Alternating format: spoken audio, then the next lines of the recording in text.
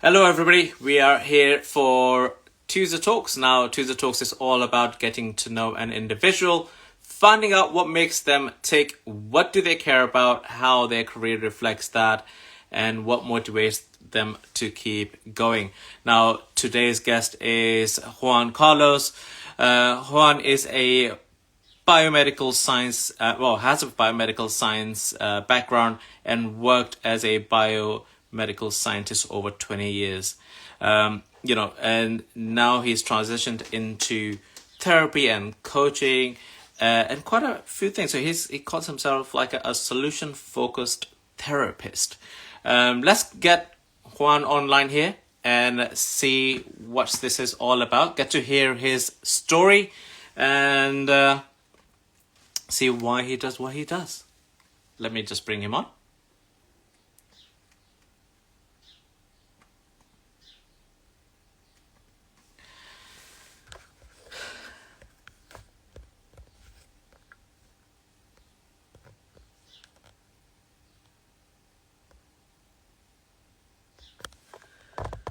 We are sending an invite to Juan here.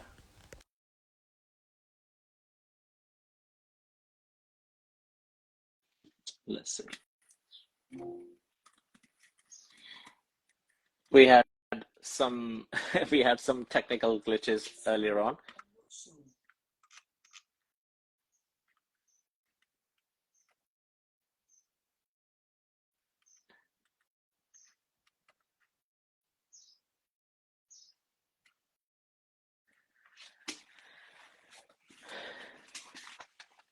Right, we're just waiting on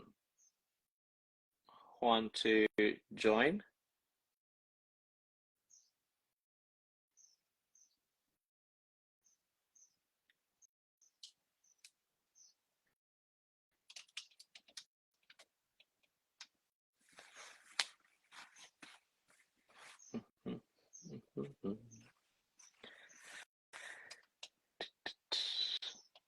I have accepted your invite, Juan, and I will also send you one as well.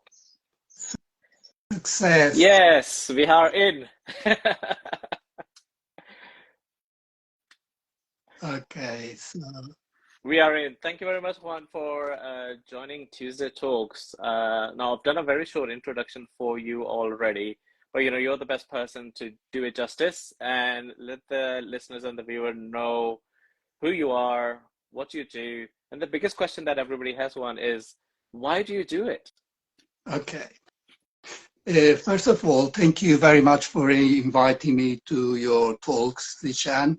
It's been a journey of loads of discovery. I always had an interest in personal development and psychology and human behavior and how people interact, and was one of the things that I was particularly curious at work, how what makes people click, and why they come and ask me to solve things in their personal life. So I'm emanating something that gives them that confidence to approach me. So I realized that I was coaching and being a therapist without having the foundations and the background. Wow. And after working for the NHS as a clinical microbiologist for more than 20 years, I decided to, in conjunction of working, I was offered if I would like to become the mental health ambassador for the company. Wow. And I said yes, and from there I did loads of courses, a diploma in coaching, diplomas in hypnotherapy, further psychotherapy training. And yes, here am I. So I've retired from from the biomedical sciences, and here I am helping people in different ways. Wow, I really love this journey in terms, how where you were and the trajectory completely, it's I don't know, let's say a 90 degrees turn, right? You're just like, okay, let's go this way. Uh, but I love that because you already had that, so you were already doing this, right? So you were already coaching and giving therapy, for example, without the basic Yeah. uh, base model, but because of that, it just took you to that direction, and opportunity Mm. came along, and you said yes to that, and obviously the rest is history because we are here, and I love that. Exactly, yeah. So helping my clients in different ways. So I was helping patients to get better from their bodies and their diseases, and now I still serving my clients in different ways, but with their mind and body connection. Having the biomedical science background, now I can see it's a full circle. So I had to go through that to be able to do what I do now. And Yeah. it's just amazing. I just wake up in the morning, I just jump out of bed because I know that I'm going to be helping someone. Someone will be feeling better, will be breathing better. And as a result, it's just an amazing thing. I always start my day in a in an amazing in an amazing mood. Wow. What a share here now, right? So that you start your Yeah. day in an amazing mood because you already have that feeling that you're going to be helping someone today. It's so the day is already brighter for you. You're looking forward to that support that you're giving, you're helping. So take it in regards to who you're helping and serving. What kind of clients that you have? What kind of people that should be reaching out to you? I I help people that are feeling stuck in life. Um, and I also have a certification in self-harming and suicide awareness and prevention. So uh, the the clients vary. Some are depressed, some are anxious, some are going through difficulties at work. But there is a one core issue that is it's universal, Mm, and different approaches of the problem affects people in different ways. Uh, because it's not actually the problem, is how we respond to it. It's our interpretation. An event affects people in different ways. And from the range of clients I have clients that the same issue, like let's say a broken relationship. One client may transforms that into self-harming in one way, the other goes into self-harming in different ways, by mm, drinking or overspending, and other people just collapse and freeze and become paralyzed. So mm. there is never one session that is the same. So all my sessions are tailored to that specific client. And hypnosis is just a way of accessing the subconscious mind. Because when you are in the assessing the subconscious mind, you feel relaxed, your conscious mind goes to the side, less interference, and it's just a tool to get that. And when I have the client in hypnosis, then the CBT comes into place, cognitive behavior therapy. Mm-hmm. The NLP comes into, the psychotherapy comes in, different modalities, internal family system, polyvagal theory. Where is it in your body? What is it stopping you doing? Wow. Avoiding asking the question why you do that. So 100%. I'm asking why you do that, but in a different way. What is it stop you doing, achieving? How is it manifesting in your body? Because the mind, we have a body, we have a nervous system, and our body is run by a network of intelligence that is influenced by our mind. Your mind creates thoughts, and thoughts create feelings, and the feelings then will develop into behaviors. So it's just going into that beautiful thing. And whatever the symptom is, I'm interested what is beneath the symptom. So the root cause. Example, yeah. For example, the alcoholic that drinks alcohol for whatever reason. Okay, the symptom is that. Now let's discover. I'm always going into a discovery with the client because I don't know what the route is. Yeah. We go into this journey. I'm facilitating that journey. Let's find out. Let's be curious.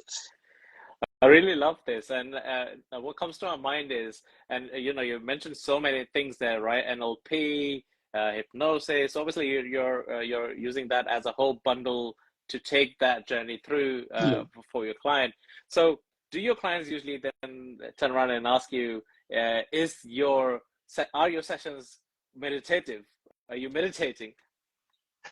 That is a very interesting question because it's a question that I usually ask.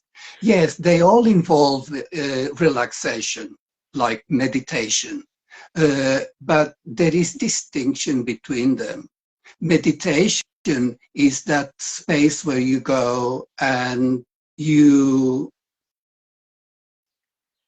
be in the present without judging it, accepting as it is. And hypnosis, it's an active process. You feel relaxed, but you are able to speak, you're able to hear, you're able to respond. And sleep is just rest for the body. Although they all share relaxation, because nobody plays in a stressful environment. Oh, I see. In order to play, you have to feel safe, because we have a nervous system that is going to be kicking in with the stress responses.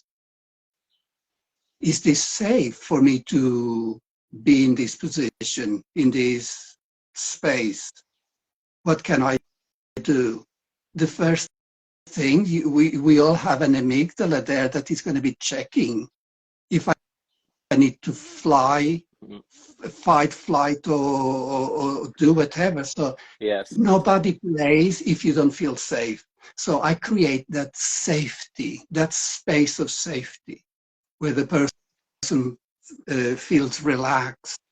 And when you are relaxed, you are able to heal. Nobody heals in a stressful. If the body feels stressed, you heal.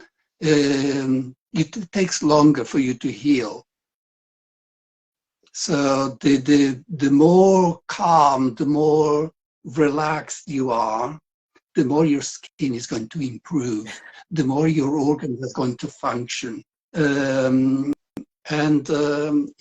we need a safety, a safe space in order to heal and evolve. I really, And I really that's what love I this. provide. I, Yeah. I really love this share from you. Exactly. And in terms of, I mean, so many things I've just picked up on as well, you know, having that safe environment to be that calm and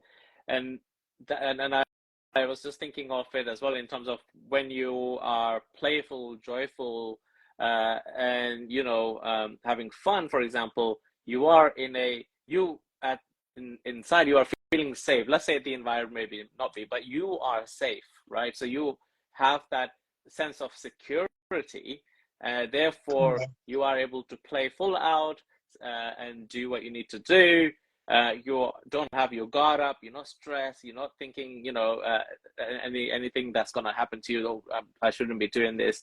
You're heightened up, right? So, and therefore you're allowing the body to actually give that cause out, so that point out to you where that root cause is, and so that you can bring it up and work with it so that you can eliminate it, heal it, you know, whatever the process would be for that person.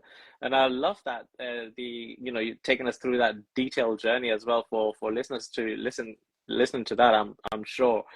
So quickly wanted to also check with you, right? Okay, so now you're doing obviously you had to pivot when you got the chance, and it was an amazing chance that you got to pivot with this.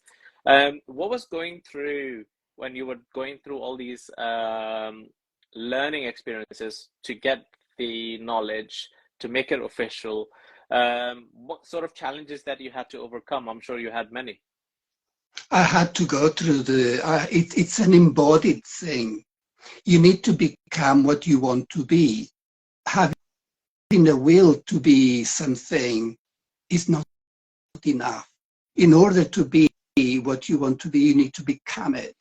Seems abstract, but if you just put yourself into for example, someone wants to become a racing car driver, needs to get themselves into that state of loving the speed, loving the cars.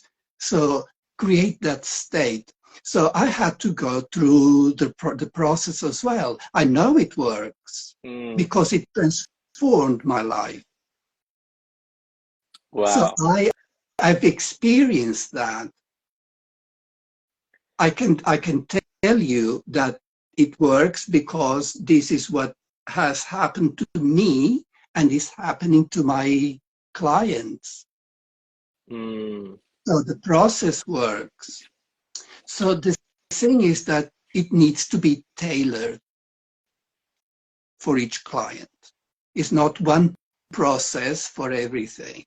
Although they all share hypnosis and relaxation, the tools and techniques and the conversations and the coaching, it's unique to that client.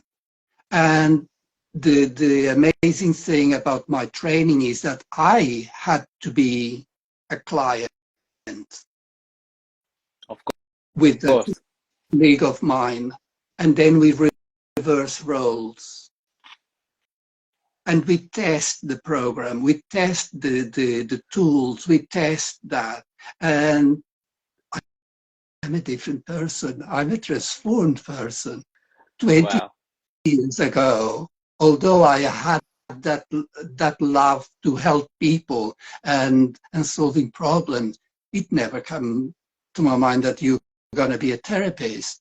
You're going to become a coach. No, I'm a scientist because I was in the frame of mind of the scientist. What the scientists do, the sciences do this, that. So in fact, I was very resistant to therapy. I should be able. Come on. I went to university. I should be able to solve my problem. Yes, if you were able to solve your problems, you already had solved them. 100%. Exactly. So the best heart surgeons, the best dentists in the world, they have to use people that they know, because a heart surgeon is not going to just cut themselves up and do the operation in their own heart. Oh, yes. So we all need someone else's to guide us, because there is resistance. We need to bypass that resistance. And the thing, Sishan, is that the body itself is geared for comfort. But the essence of us, our soul, our light, it's programmed for expansion and growth. And can you see the dissonance? It's not congruency. The essence of us wants to expand, grow, and the body wants to relax. Comfort. And I find that every day, Zishan. I do exercise for 5 days and rest for 2. And I know that every day I need to do 100 press-ups and 100 squats. But believe me, when it's 4 o'clock and I need to do that, I said, gosh, do I need to do that? Yes, you need to do that to get stronger legs and stronger body. And then I'll do that. When I finish them, I feel better. But tomorrow I have to do the same thing. And guess what? The body knows that you're going to be doing 100 press-ups. It's not fun. But it's like that. So I do have my rituals to keep me engaged and healthy. So I get my daily dose of happiness, I call it. So I start the morning with daily dose of happiness. Yes, or daily dose of self-care. Even better, yes. It became apparent because when you travel, you hear that put your mask first before you're helping others. So I'm putting my oxygen mask first. How do I do it? Well, I start with stretches in the morning and then meditate and then have breakfast and then showers and I'm primed for my day.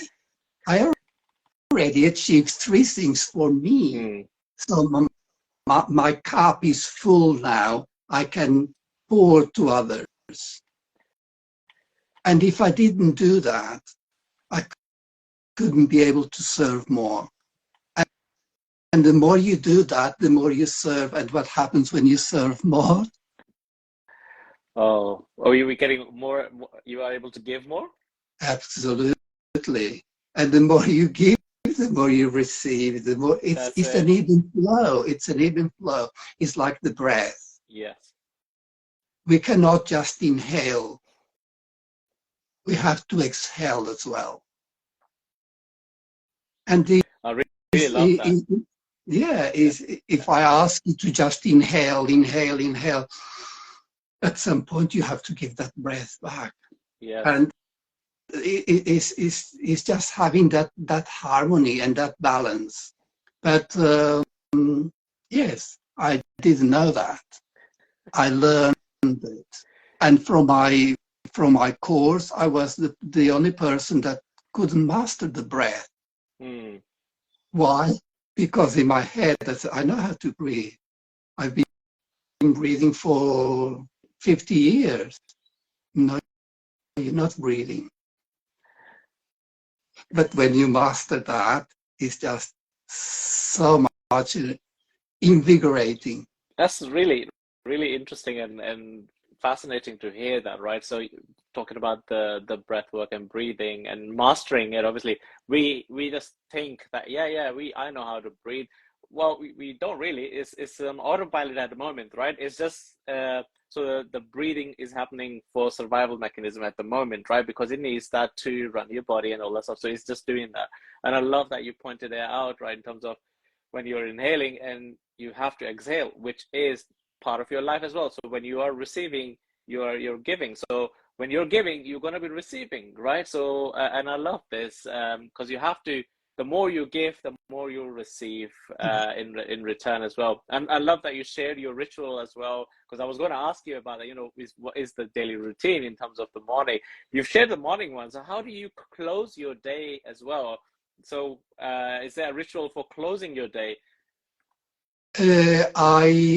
For closing my day, I switch the clothing into loungewear, and that starts telling subconsciously my body that it's resting time. It's not working clothes. It's not it's not shoes. Then becomes the sleepers. Then the eating process is changing as well. It's not as heavy because it's not good to go to bed with a full stomach. So all that, but that it all, I didn't learn this at university. It's all part from these holistic therapies that exist.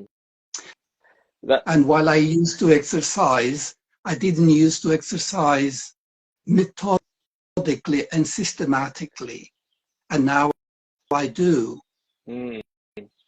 And I make sure that I do. If I can only do 50 press-ups before I go to bed, I do my other 50. And this is something that I take with me. And the funny story is that when I go and stay with my friends are joining now into the meditation and doing this and doing that. Yes, because we're not taught to have self-care. Yeah, but that's wonderful. They're joining. Yeah, lots of people feel guilty of taking 10 or 20 minutes to themselves. But then I ask, if you don't have 20 minutes to yourself, you need to seriously reconsider your life. Yes. Because this is good stuff that you're doing to yourself. And it takes time. Nobody becomes enlightened from day to night. It's a journey. It's a process. Yeah, 100%. I agree. It's a process that, and I really, really appreciate you sharing that in terms of, the space for self-love and giving yourself that time. 20 minutes, it's not a lot. I mean, even 5 minutes, I usually say is usually helpful as well for you to just distract yourself from whatever you're trying to do, because if you become tunnel vision, I mean, I believe also that it's how the society portrays everything around us, right? That we have to do these things in a certain way everywhere, corporate industry, and I'm sure where you were in your prior practice, it was go, go, go, go, go. Absolutely. And so you're like always like go, go. Time for yourself. What's that, right? So you're like the time for yourself that you knew was only having your lunch, and then your time would have been when you go home, and that would be just resetting yourself to get ready to do all that stuff back again tomorrow, right? So you were never actually told that you had to do something for yourself. And that also I think, and I believe that gets instilled into our mechanism way earlier on because of the schooling system, because that's what the school is for you, right? You go to school, you follow, next lesson, this, homework, what? Lunch. The education system is preparing the next wave of workers. Exactly, 100%. And obviously, they never show you that you have to look after yourself. When you come home, no fault of our parents and everything, because that's what they've been told. You come home, homework, finish your homework, bedtime, you need to be ready for tomorrow morning, same again. And when you're adult now, this is the system you know. And by default, you just start doing that. And when we are now told, no, hang on a minute, you can't just take 5 minutes, 10 minutes, 20 minutes, right? To actually charge yourself properly, enjoy what is out there. And it's approaching the past with compassion, because our parents did the best they could with the resources they have. course, 100%, yes. Well, yeah, so they if they knew better, they could do better. But now, when we know better, we can do better. And when you do better, you become better. And look what's happening is better, better, and better. Exactly. But Exactly. it needs to start somewhere. Yeah, and I love that. Obviously, once you're aware of it, you can start making it better, right? Fantastic, the awareness. All starts with that awareness. Mm. When you are aware, you contain. I ask my clients did you hear that? I felt that. Did you felt that? No, I'm just angry. I'm just angry because. But can you feel that? Can you contain that? Because you're not your anger. You're not your sadness. You are experiencing sadness. You are experiencing anger. You are not it. Mm-hmm. But when that becomes the identity, I'm angry, I'm sad. And by changing the language and being aware of it, I'm experiencing sadness.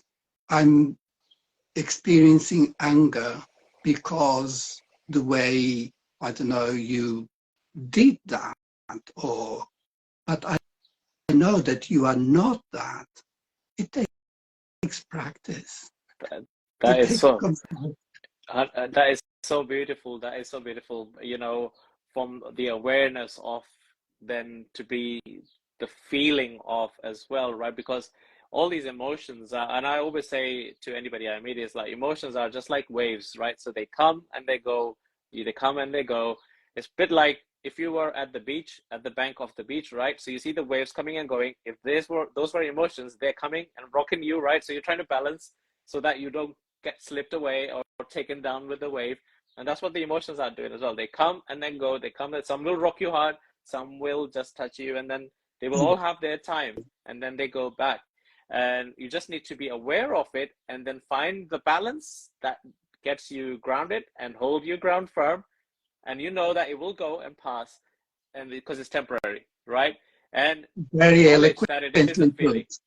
Very eloquently put. And that's what it is. What the problems become because we hold to that emotion.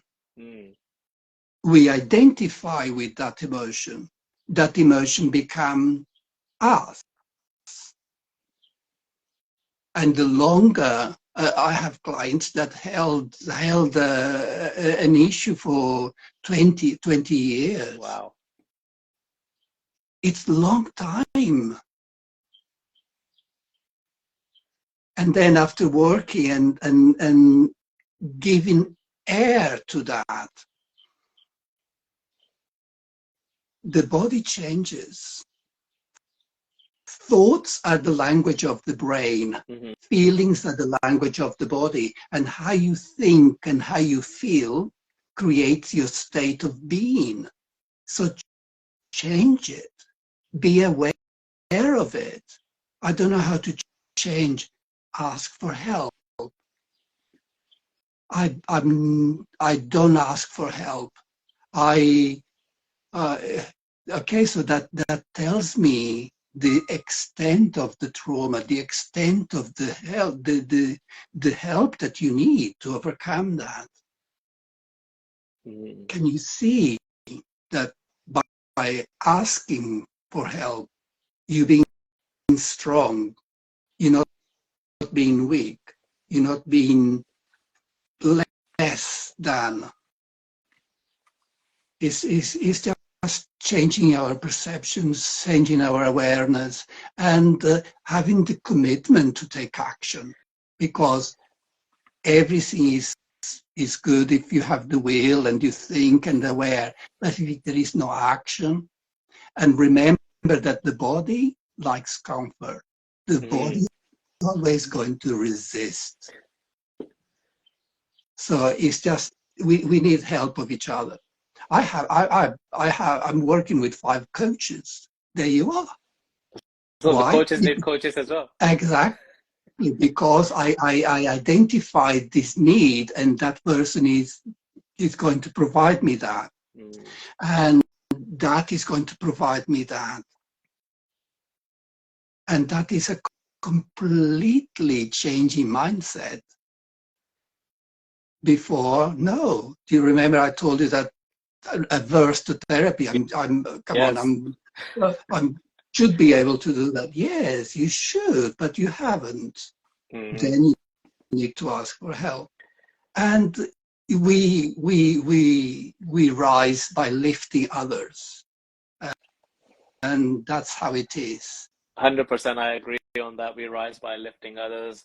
I mean, I usually also say, you know, live life for others. Whilst you're living life for others, your life is already fulfilled. And uh, I'm bringing the subject in terms of purpose, because a lot of people go, I don't know what my purpose is. Well, start doing what feels good, right? So let's say for me, it would have been like, okay, I'm helping others wherever I can, in whatever format I can. You know, whatever capacity I can help others, I've helped. And what I find is that gives me joy, that fulfills me, that my cup is being full. And before I know it, I'm connecting with so many amazing humans, you know, out there in the world. And I'm happy. And that's That is the joy and the fantastic, purpose. Zishan. Zishan, you just gave me a bulb, light bulb moment. The purpose of life is to serve. If you think about it, we all serve each other. Doctors are serving clients. Prime Minister is serving people in different ways. We all serving. We are all the law of the world is to serve, and the more you serve, the better. Exactly. I really love this. And it has been a really interesting and I would say very intellectual in terms of, you know, the information I received from our conversation, and I'm sure the viewers and the listeners will be, there was lots of golden nuggets for them to take away. So now, if they wanted to get in touch with you, what's the best way to reach out to you? They can book a discovery call. I always like to meet the client so that we can assess each other. They see if I'm a good fit for them and if I can be able to help them. And if I'm not able to help them, I have other colleagues that I will be able to. Sometimes a client comes with a specific problem and says, I'm able to help you, but a friend of mine, that is specifically what she does or what he does. I would love you to book a discovery call with him or her. And I haven't lost a client. My colleagues may have gained a client, but that person referred me to someone else. Mm. Isn't it amazing? It is. It is. Wow. It's not coming from that scarcity that I would love to help you, but my colleague will be able to do it, would be able to serve you better. So if they want to get in touch with me, I always offer a free discovery call, which is very useful. ChangeIDeserve.com.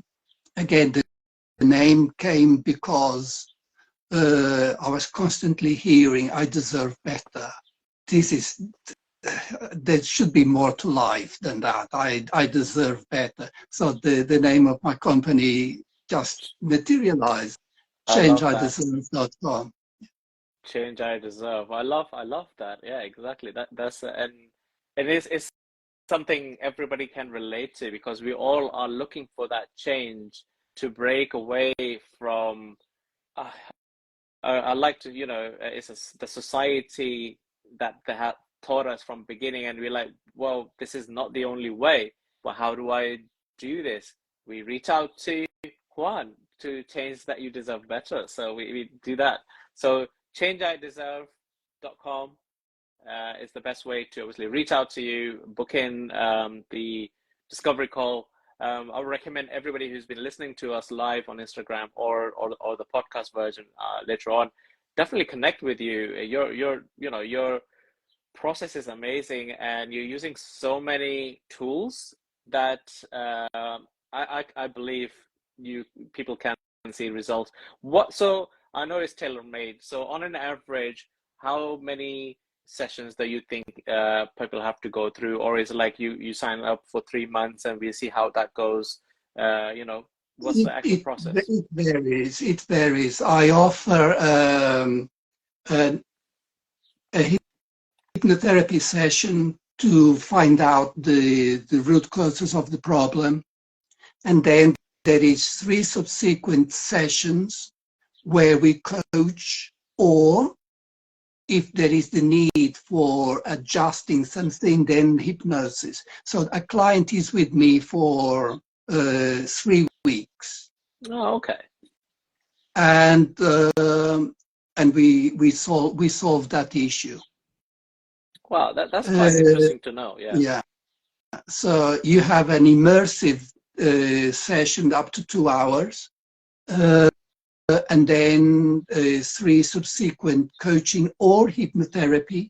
If we meet weekly and asking for what the changes, what needs to be addressed, and we take from there. I really love that. Yeah, and sometimes there is a need for another immersive session because a different problem, a different issue might arise from yeah. looking at this one. And I really love that the way you expanded onto the process, and it's thought out process, individually based. Obviously, every person is different, and therefore everybody would be looked at in terms of whatever the individual case is. And I love that you've gone through the whole process of it. We should be wrapping up this shortly as well. And I loved our conversation. There's so many aha moments for myself to take away as well. And so before we, finish our conversation, is there something you would like the listeners to take away from our conversation today? To be aware of what is happening on a day-to-day basis, how they feel, and like separate the feeling. I know it's a huge task, but try to contain it and approach it with I'm experiencing whatever they are experiencing, and not associating it with the identity. Being aware of it. This conversation or that response from you or that behavior, it's causing this in me. So why is it triggering that in me? So create that awareness. And if you are able to have a solution for that, excellent. You are your best therapist. Otherwise, reach out and ask for help. And have your self-care routines. And they vary. For me, it's meditation and exercising, and the other people is reading or walks in nature. Everybody's different. We are unique. So my self-care routines may not be good for you, or would not be able to give you what you need. So you find out what works best for you, and you'll see your life changing bit by bit. I really love this, what you've just shared for people to take away, and it just reminded me of this little group that I'm part of, you know, we do weekly gratitudes, right, as an accountability. So we do it in a way as well that is pushing us. So we have to wake up at 6 a.m. We have to meet at 6 a.m. So that is like getting out of the comfort zone. As you said, the body doesn't like, you know, right? The body loves comfort. So we get out of our comfort zone to say our gratitude and set an intention for the week as well. But this, for the month of June, what we did was we started saying, okay, we're gonna say we'll say our gratitudes every day, but obviously on our group chat, we make sure that everybody is doing this, and we still carry on with our weekly one as well, which is every Monday. And one or two people have started saying, because they never did that before, and before, apart from just that one, and it has dramatically changed their life because now they've become more aware of themselves, more aware of themselves, which, you know, which our conversation just kind of reminded me of all this. Like, they've become aware of their feelings, so therefore they are not what it is. They are just experiencing that, and as you said, you know, you're your best therapist if you are able to deal with it. So if not, just step away and look for help. And I love that you brought that up. And if you see that you've been dealing with an issue for too long, it's time to step out of your way and ask for help. If you haven't dealt with this now, so it means that you need help. And asking for help is not being weak. It's actually wanting to be stronger, wanting to be better. Yeah, I love that. And Juan, I would like to say thank you very much for your time. Thank you. And Thank you. Sharing such brilliant takeaways for everybody to take away from it. So many golden nuggets are scattered in this episode. Definitely. People. And before I forget, Sishan, congratulations on your publishing your book. Oh, thank you very much. Thank you very much. Yeah, I really appreciate it. Thank you very much. So people who are listening to this on Instagram Live or podcasts later on as well, if you had any inspirational moment or aha or a light bulb moment or a spark, it's our duty now to share this episode with whomever who came to your mind or you think should be listening to this, because we shouldn't keep the inspiration within us. We need to share it with others, because it's that spark is just needed to kickstart that engine of someone's change in their life, because we don't know who's woken up or going to bed thinking of a better day. And this episode might be that episode that might spark that change. So please share it with whoever you think should be watching this. Thank you, Juan, again, once more for your time. Thank you to you too. Right. Bye-bye. Bye-bye.